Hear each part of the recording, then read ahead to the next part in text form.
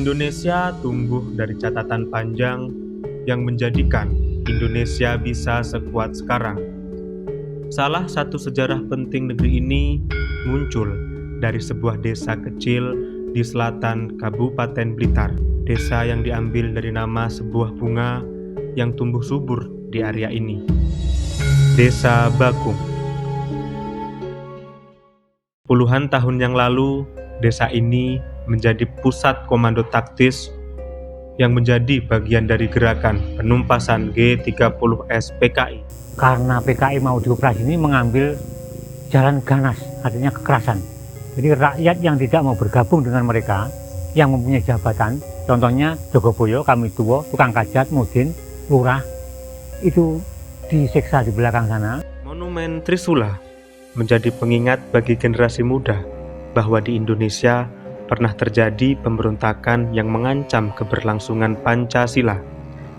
Sukamto menjadi salah satu saksi hidup kekejaman dari PKI. Memang Monumen Trisula dibangun di Desa Bakung, Kecamatan Bakung, Kabupaten Blitar ini untuk mengingatkan atau untuk tanda bahwasanya daerah sini itu ada peristiwa pemberontakan sejak G30S PKI.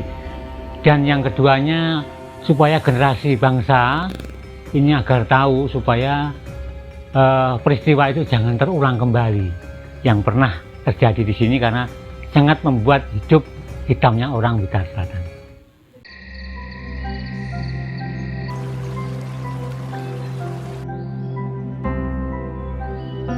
Kini, Desa Bakung telah bertransformasi menjadi desa adidaya di berbagai sektor usaha.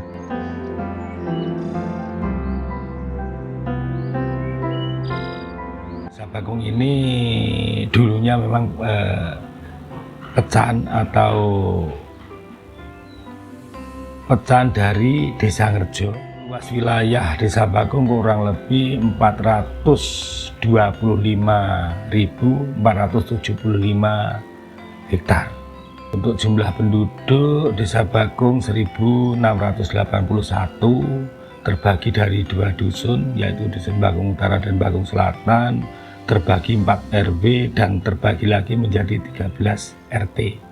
Desa Bakung dianugerahi dengan sumber daya alam yang mampu menjadi tulang punggung perekonomian masyarakat desanya. Dari sisi topografi, Desa Bakung dialiri oleh sungai yang membentang dari utara ke selatan desa. Salah satu bentang alam yang menjadi pesona tersendiri adalah air terjun Tirto Galuh.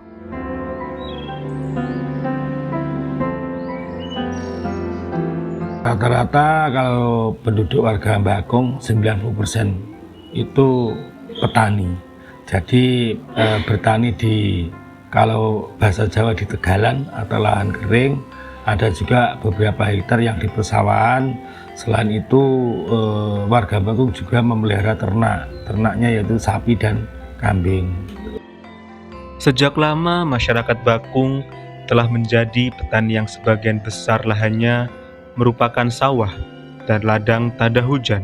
Sistem yang dirasa kurang maksimal dalam pengelolaan lahan ini membuat Sunari dan kedua temannya merasa tergugah dan berinisiatif, membuat kelompok tani yang bukan hanya menunggu bantuan pupuk, namun juga kelompok tani yang mampu membuat inovasi dan prestasi.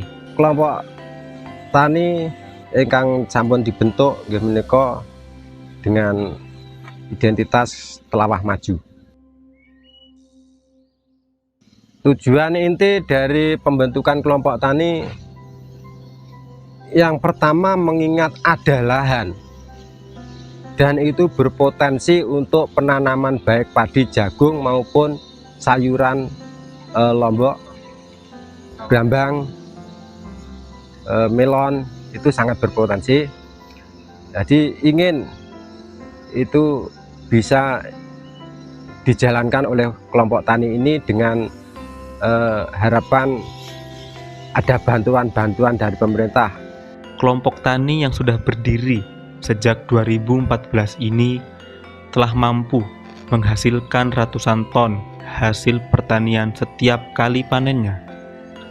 Pemerintah juga mendukung kelompok tani Telawah Maju dengan memberi modal pembuatan sumur bor sebesar 120 juta. Uang kuwi dibelanjakne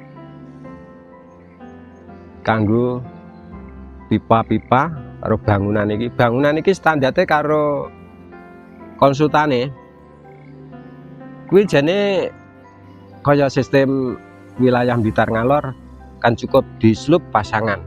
Tapi nang kene ndak ngono kuwi, buyar kuwi nggo.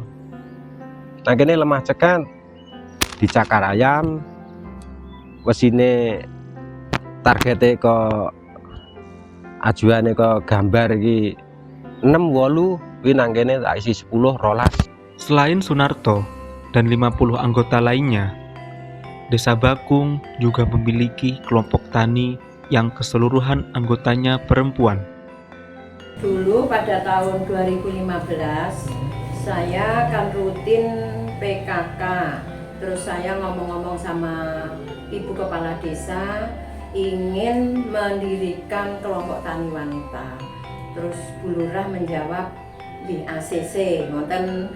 Terus besok kapan Bu dikumpulkan orang-orangnya di data, terus ditentukan pada tanggal 5 bulan depan itu.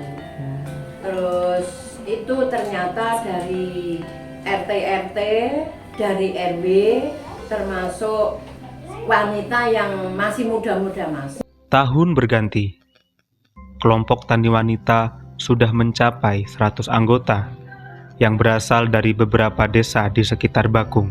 Yudo adalah salah satu petani yang berhasil karena inovasi pupuknya. Sawahnya bisa menghasilkan lebih banyak hasil di setiap panen. Ya, kita mencoba-cobalah, kita lihat-lihat dari TV gitu kok. Kita pengen lah membuat pupuk seperti bagaimana kita itu mengurangi pupuk kimia, sehingga petani itu tidak harus menggunakan pupuk kimia yang banyak, sehingga pupuk kimia itu juga merusak tanaman.